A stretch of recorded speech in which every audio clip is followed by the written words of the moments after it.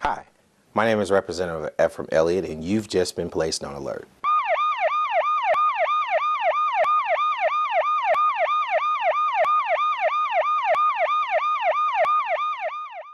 Welcome to the Elliott Alert.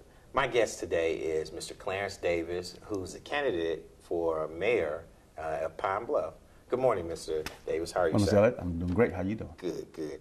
I just want to ask you, why do you want to become Pine Bluff mayor? What qualifications do you have that makes you stand out from all the other ones who are running? Well, Mr. Elliott, I want to tell you something. I am a giver. Mm-hmm. I love serving people. I like giving to people. Service is my life, man. Mm-hmm. You know, and to help somebody else is just part of who I am. Okay. You know, so I want to give into the city. Mm-hmm. I want to just take who I am and just pour it into the city of Pine Bluff so that the people of Pine Bluff will know that there's somebody who really does care. Okay. I'm sure in reference to the city council and the other mayors, I think that they do care. They just, you're saying that you're just a little bit more passionate. Man, I tell you what, I have so much compassion for the people of Pine Bluff. Mm-hmm. I really do love them. Right. Yeah, I really do. And that's great. Can you also tell me a little bit about yourself? How long you've been in Pine Bluff? You know, are you married? Do you have children working in Pine Bluff? I mean, just tell us a little bit about yourself. Well, first of all, I'm 52 years old, and I've been here in Pine Bluff for nearly 14 years now. Mm-hmm. My wife of 26 years, Mm-hmm. she's here with me today, and we have 3 lovely children. Outstanding. We have a daughter with 2 children, 2 grandchildren. We have a son who is an anesthesiologist student, and we also have a 13-year-old son. And we are members of Family Church. Okay. We've been there for nearly 14 years. We're life group pastors at Family Church, and we are deacons also at Family Church, and we are very, very committed to our church, and because we love the Lord. We really do. And I'm committed to my wife of 26 years. Hey, fantastic that's a lady. Great thing. Yes, indeed. Yes, indeed. Yes, Let's make sure we say that. Oh yeah. Oh yeah. Oh yeah. Right. Well, right. and so we came here to Pine Bluff because we came here to serve. Right. We were sent here to serve, not knowing that we would be directed into this area. Right. But we're glad to be directed in that area because we see that it's an area where we can truly serve. Exactly. Mm-hmm. You know, and in reference to politics, that's exactly what it should be. Right. It should be about service and what you want to do to enlighten the community. Well, I like to get things done. I like to get things accomplished now, okay? Right. So that means that you are a doer. That's right. You're not a sayer, you're a doer. I'm a doer. Right. And that's a great thing because we need more doers in our community. Right, right. Mm-hmm. Well, next question is, I know people have been talking about the image of Pine Bluff and how Pine Bluff has this specific image. As a mayor, what would you do to change that image? Well, first of all, you know, knowing what image you want to portray is a very important thing. Mm-hmm. And how people see you is just as important. Right. Having a vision of how we ought to be is the number one thing. Mm-hmm. I never forget, I was in Hot Springs here 3 or 4 months ago, 5 or 6 months ago. And I worked in one of my stores. Mm-hmm. And one of the vendors came into the store and he said, you know, my job gave me a promotion and it's going to be over in here, there, Hot Springs. And the guy said, well, that's good. He said, no, it's not really, really good because my wife doesn't want to move and she lives in North Little Rock. And he said, well, why? I said, well, I don't know, but she just kind of settled. He said, but I really lessened the blow. He said, what do you mean? He said, I told her that we were going to be transferred to Pine Bluff. Wow. And when I heard that, I was kind of saddened, you know, and I asked him, I said, well, why not Pine Bluff? He said, oh my gosh. He said, man, you don't want to be at Pine Bluff at night. I said, well, what do you mean? He says, man, so much stuff goes on in Pine Bluff. So it just kind of broke my heart to hear that because I know Pine Bluff has a lot of good people. Right. It's a really, really nice place, you know, to be. Nice place. It has a lot going for it. Mm-hmm. We just need to bring out the best of it. Mm-hmm. So I see Pine Bluff becoming a place to where when your children go off to school in the morning, the teachers are so ready for them. They are so prepared and energized to receive those children in the classrooms that when they teach them, they retain that knowledge so well.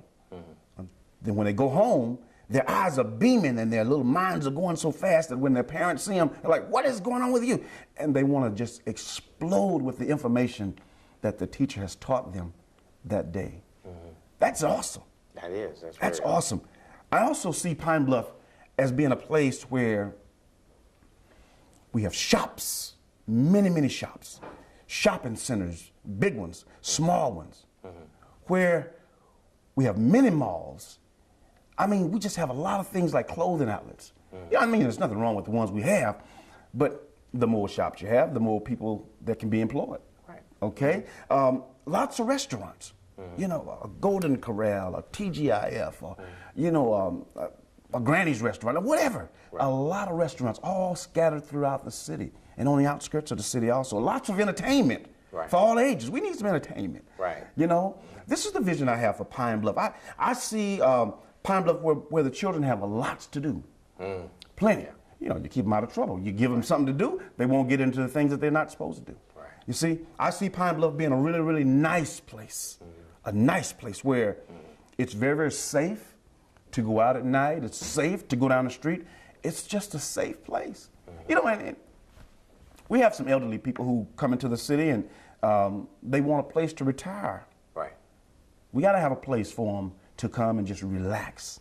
That's what I see Pine Bluff as being. And, you know, I'm going to tell you something.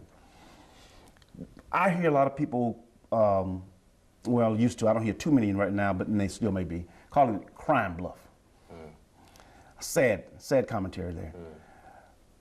I'd like to call it Prime Bluff.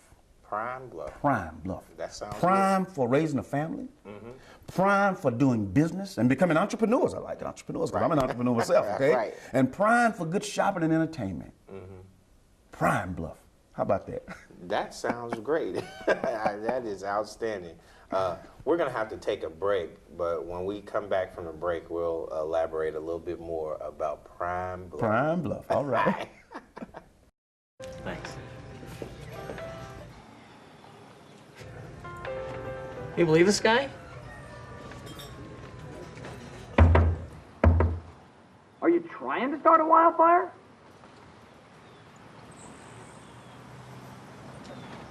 Sorry. Pass the honey?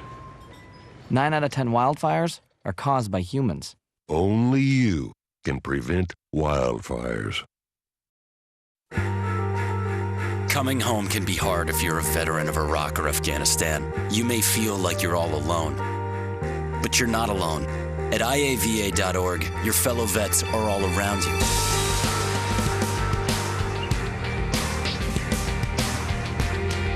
Join our free online community, get the resources you need, and connect to other vets who know where you're coming from. IAVA.org. We've got your back. Welcome back to the Elliott Alert. My guest today is Mr. Clarence Davis, who is running for Pine Bluff Mayor. Thanks again for coming, Mr. Davis. It is a pleasure to be here. Thank you. As we left and went on break, you were saying exactly how your vision for Prime Bluff is. And in one of the first segment, you were saying how you want to energize the children and how you want to make the teachers motivated. I just want to ask you, how would you do that when the city does not have direct, direct source in reference to the educational system?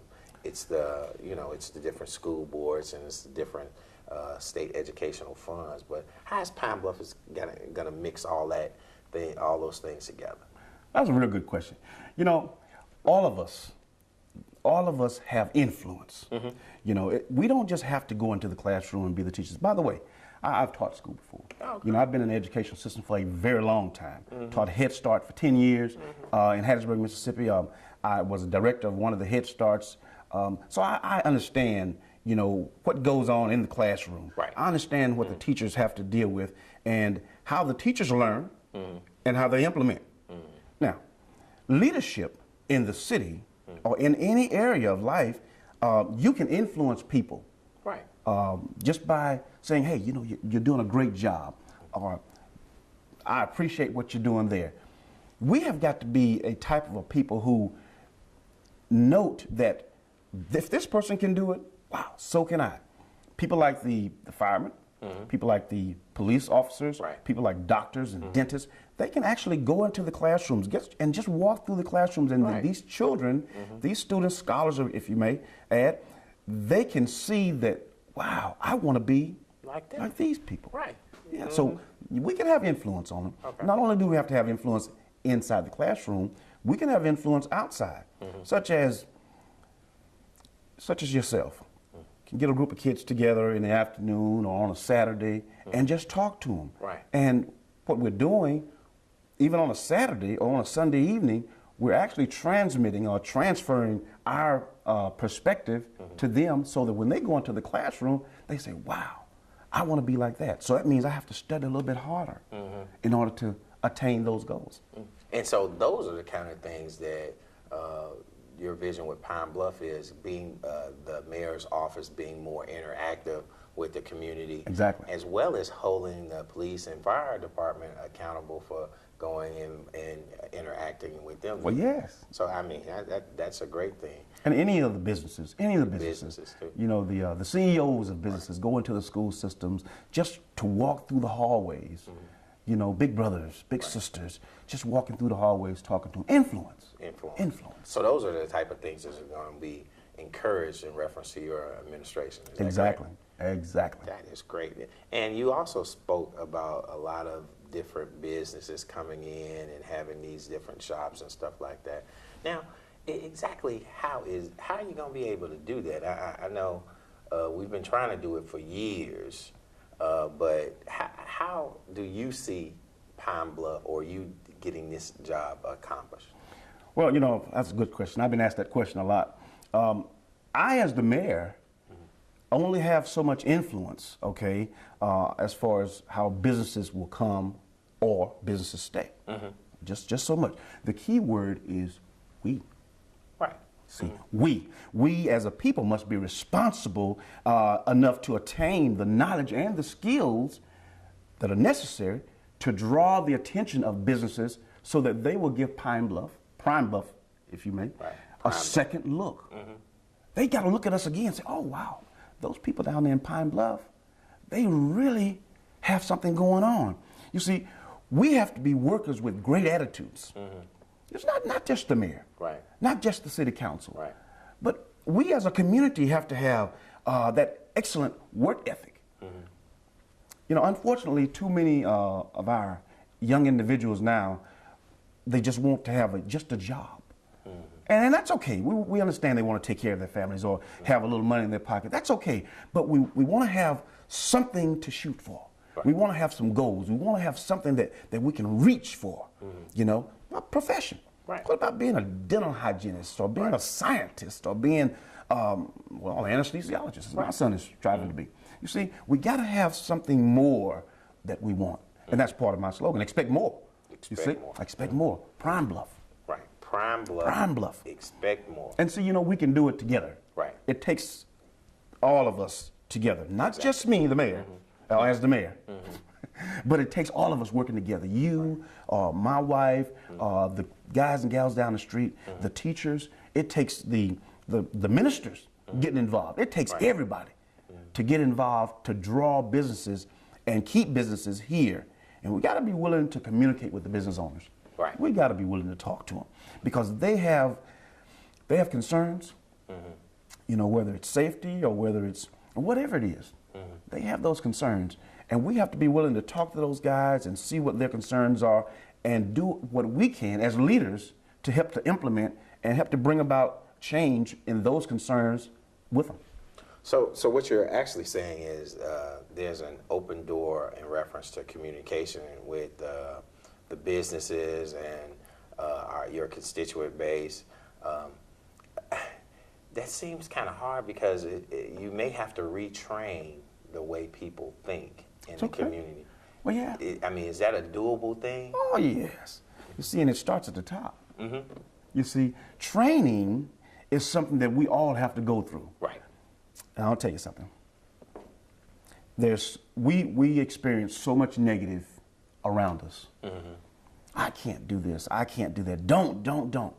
I have a saying that I've said so many years. If you focus and give the children enough dues, more than enough dues that they can accomplish in a day, they won't have time to do the don'ts. It's great. So Yeah, here we that's a are. great way Here we to- are. Just start pouring into their lives. Just start giving them some dues. Just start giving them those good things. Just start putting those good things in the newspaper, in the magazines, talking Right. about those good things on the television, the good things. And all of a sudden, those bad things will take a back seat. Right. See, we gotta put. This is how we're gonna change the image too. Right. We gotta put that good out there. Right. If we can start portraying how good we are and how much we have to offer, then that other stuff will take a back seat to us. Then we'll be prime bluff. Right. Prime Bluff, my friend. Prime. I think that's a great perception, and I think you're right when you mention putting those resources into our kids, because those are the ones who we want to stay, and we want even more to come. And you know something? When we get some small successes, get a few more small successes, then all of a sudden a medium-sized success will come, then we can shoot for that big success together. Together. That changes our image. That helps the businesses to stay, because I'm going to tell you something. I want to tell you this. There's a thing called the computer. Right. There's also a thing called the satellite. And you ever heard of Google Earth? Yes. Okay. With Google Earth, they already know who we are. They already have seen, what's on the streets. They know how much crime goes on. They know how much the wages are here in Pine. They already know. Right. There's nothing secret anymore. I agree with you. You know, that. so But I tell you one thing. We're gonna have to go on break, but when we come back, Okay. I want to talk a little bit more about that. Good.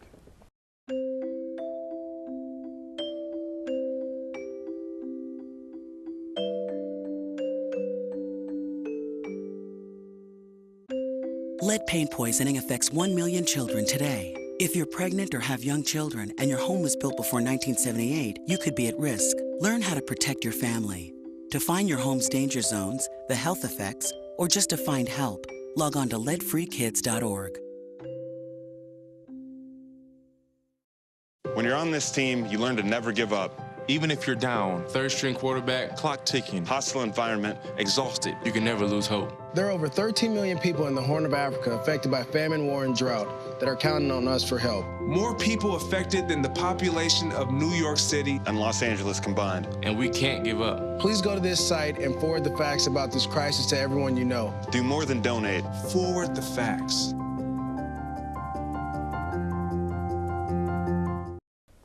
Welcome back to the Elliott Alert. My guest today is Mr. Davis, Clarence Davis, who's a candidate for mayor of Pine Bluff. Thanks again for coming, Mr. Davis. It is my pleasure. Yes, sir. And when we were going on break, you were talking about Pine Bluff and some of the things that you would love to happen and what would happen under your administration. Right. So can you elaborate a little bit more further on what we were talking about, the image and how those things would change? Well, we were talking about, we didn't mention cleaning up the place. Okay. But let me just kind of target that just for a minute.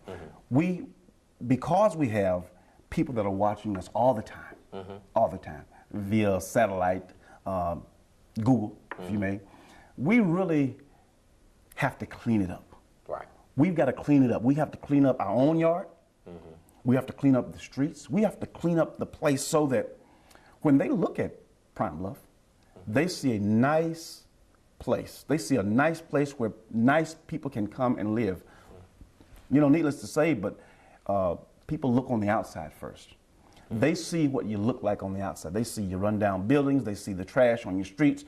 And, you just can't clean up the place today and expect for somebody to come tomorrow and bring in businesses or bring in their shops and different things like that.